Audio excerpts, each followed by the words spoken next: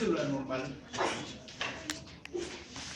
frente a una noxa, frente a una injuria, sufre una serie de cambios. Esto se da no solamente en las células, en los tejidos, en todos los organismos. El ser humano, la célula, o se adapta a la agente injuriante o fracasa y muere. Y esta adaptación puede dar lugar a lo que se llama a la lesión celular reversible. Quiere decir que de acuerdo al agente injuriante, si la lesión esta es permanente por un tiempo determinado, una intensidad determinada, puede dar lugar a una lesión reversible. Quiere decir que cesa la injuria celular y nuevamente la célula vuelve a lo normal. Ejemplo, la metamorfosis gasa. Por ejemplo, en el caso de desnutrición, en el caso de alcoholismo, el hígado se acumula de grasa. Pero cesa la desnutrición, cesa el alcoholismo, la célula se vuelve a regenerar y no pasó nada. Pero si la lesión, si el alcoholismo sigue, la desnutrición sigue, pasa a la etapa de irreversible, en la cual ya hay trastornos celulares muy severos. Esto se conoce como injuria celular. ¿Cuáles son las causas de la injuria celular? Son múltiples causas. Tenemos agentes físicos, el calor, el frío, las radiaciones, la electricidad, etcétera, etcétera. Gente que van a producir una serie de lesiones. Agentes químicos y fármacos, no solamente las drogas, los medicamentos pueden producir esto, sino también la sal, la glucosa, en estados de hipertonía, en el caso de gran cantidad de sal, ingresa gran cantidad de agua, la célula se puede reventar. ¿No? O en el caso de una hiperglicemia también, hipohemorroidal. Privación de oxígeno, es quizás la lesión más importante, el mecanismo o la causa más importante de la lesión de la injuria celular que puede llevar a la muerte celular. Estas otras puede ser que la célula se adapte, recuerden ustedes cómo el organismo se adapta, ¿no? De acuerdo. La gente de raza negra soporta mayor tiempo y de mejor forma los agentes como el calor, mientras que la gente, el esquimal, soporta el frío. Pero la privación de oxígeno es muy importante. Y la causa más importante de la privación de oxígeno es la isquemia, la falta de riego sanguíneo. Pero no siempre se da porque falta de riego sanguíneo, porque también puede darse casos de anemia, en la cual el aporte de oxígeno es bajísimo. No es lo mismo, ojo, hablar de privación de oxígeno en general que hablar de isquemia.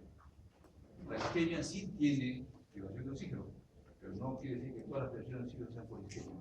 Esta puede ser por múltiples causas. Agentes infecciosos, cualquier virus, bacterias, riquecias, hongos, protozoarios, parásitos pueden provocar lesión celular. Reacciones inmunológicas, que ya la vez pasada hablamos, y me toca seguir lo que es síndrome de shock anafiláctico, la reacción brusca de una célula o de organismo frente a una noxa, por ejemplo, a la famosa penicilina, ¿no? Lo puede dar a la muerte celular violenta, reacciones inmunológicas, trastornos genéticos. Pacientes con trastornos genéticos son más lábiles celular que otros, por ejemplo, los pacientes con síndrome de Down, muy lábiles, pacientes con hemoglobinuria paroxística nocturna, que también son trastornos genéticos, anemia. los desequilibrios nutricionales.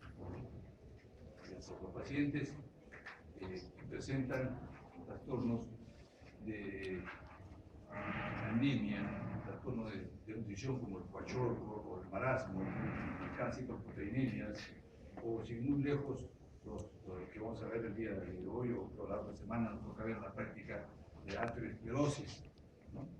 Pacientes con trastornos de elevación de colesterol, puede haber daño a las células. O también decíamos el ejemplo del hígado graso, o de nutrición puede haber.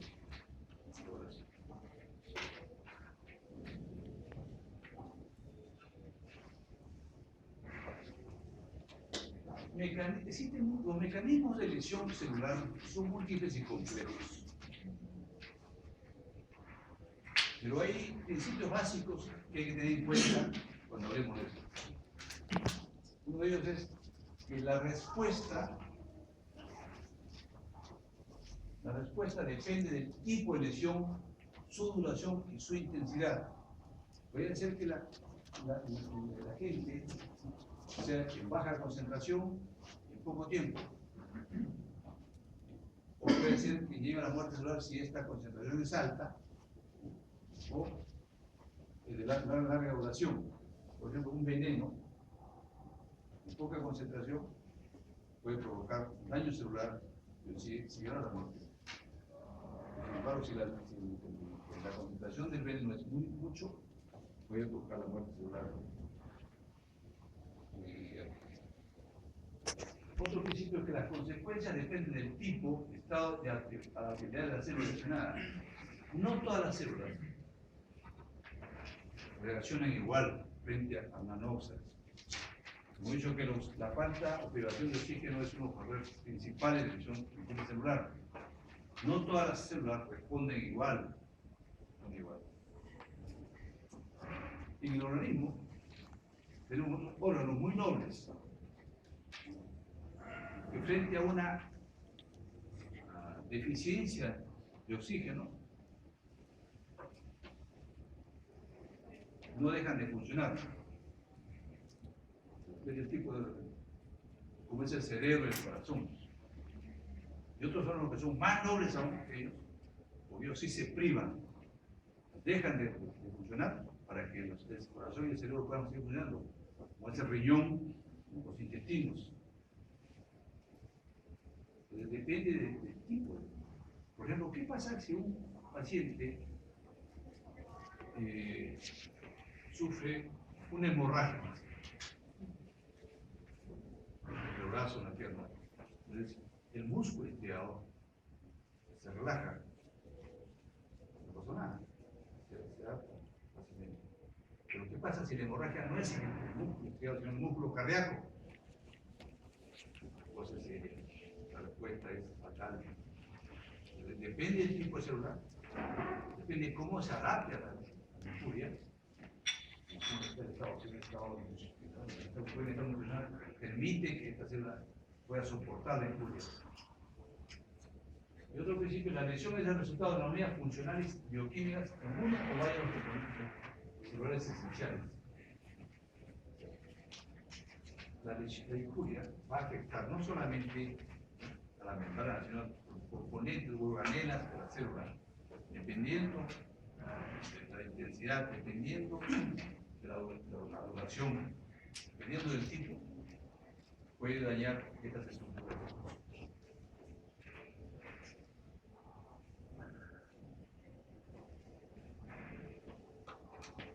Existen diagnósticos blancos específicos que van a sufrir alguna injuria celular. En primer lugar, tenemos la respiración aeróbica. Es lo primero que se afecta. Responsable de la fosforilación oxidativa mitocondrial y producción de la aerosol glicofático, la energía. Igualmente, otra ya no es con blanco, es la integridad de las membranas celulares, responsable de la especie iónica y osmótica de las células organelas. La síntesis de las proteínas el sitio esqueleto de la célula y la integridad del aparato genético. Esto de acá, integridad de membranas celulares. Esta es una clave importante. Porque cuando la membrana celular, como se menciona antes, ¿no?, se altera o se daña la membrana celular como tal, la lesión se hace irreversible. Es pregunta de favor y yo con esto, uno siempre cae cuando empieza a hablar, vamos a ver más adelante, pero son los cambios que vamos a ver. Pero acá está. Y otros más. Entonces, hay mucho que estas dianas, o los blancos de las células, tenemos la disminución de la populación oxidativa, la disminución de ATP, daño a la membrana celular, daño al sitio esqueleto, o de la proteína que puede llevar a la muerte celular. Cuando se daña o disminuye el ATP, aún podemos estar nosotros frente a una lesión reversible, una lesión que puede regresionar a su estado original. Pero cuando ya se daña la membrana, se daña el sitio esqueleto, no hay marcha atrás.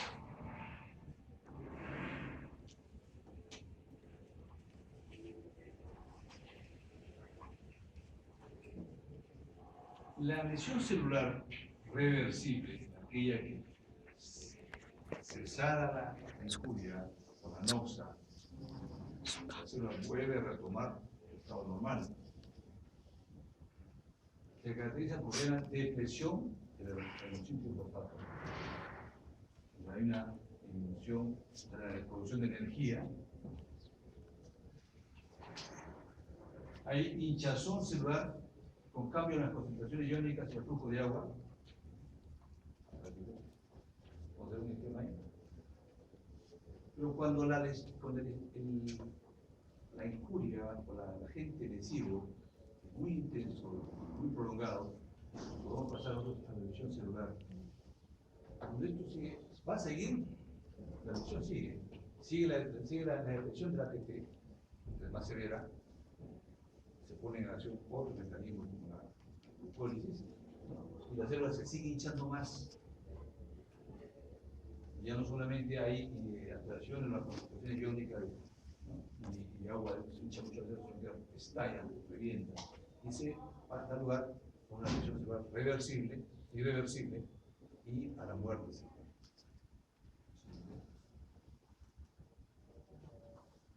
Para un ejemplo, el músculo frente a una hipoxia, el músculo estriado se puede adaptar, y en el caso de la muerte celular hay destrucción y necrosis.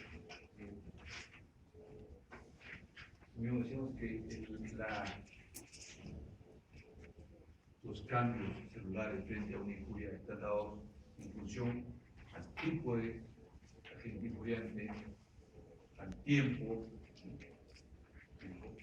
y al efecto que tenga.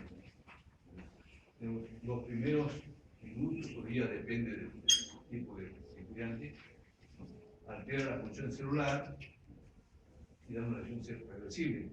Pero si esta duración se hace mucho más prolongada, a la muerte celular, con los cambios morfológicos que vamos a ver más adelante. O sea, hay una línea imperceptible que vamos a ver. Acá tenemos un esquema.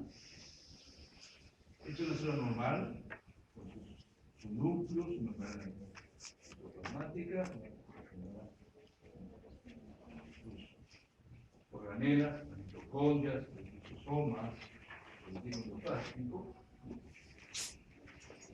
Cuando la lesión es reversible, cuando la injuria no es muy fuerte, ¿qué tenemos? Formación de unas vesículas a nivel de la membrana plasmática, forman pequeñas vesículas, la membrana se va hinchando, metiendo un poco de agua. Hay hinchazón del núcleo del vesículo plasmático con desprendimiento de ribosomas, desprenden los ribosomas que están dentro del vesículo plasmático. También hay alteración de las mitocondrias. Y en el núcleo se forman grumos de cromatina.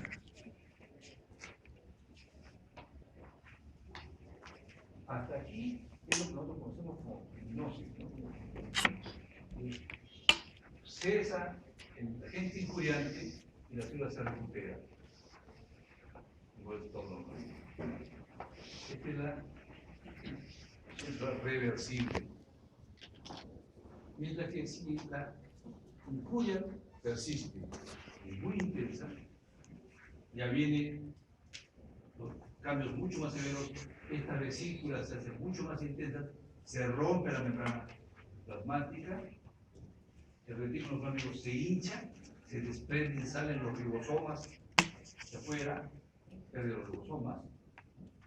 Igual los ribosomas se rompen y autodigieren la célula.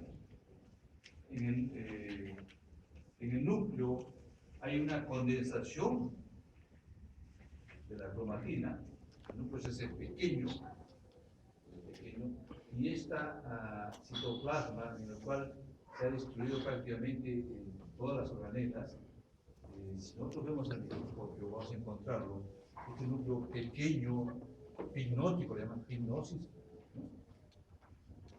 Hipnosis, pequeño, hipercromático porque adquiere gran coloración con la hematocilina, mientras que el citoplasma se hace acidófilo, rosado. O sea, cuando uno ve en el microscopio una célula, un núcleo pequeñito, multiforme prácticamente, un citoplasma rosado intenso, esa célula va hacia la muerte. Es un signo de necrosis. Después vamos a encontrar cuando la célula ya no tiene núcleo, pues ya murió. Luego, el esto estalla las vesículas, todas las maneras se destruye, ¿no? El núcleo, primero se concentra, hay condensación nuclear, después viene la fibrosis, después se fragmenta la cariorexis, se fragmenta la cromatina y posteriormente se destruye la cariolisis. Los tres fenómenos que van y esto lleva definitivamente a la muerte celular.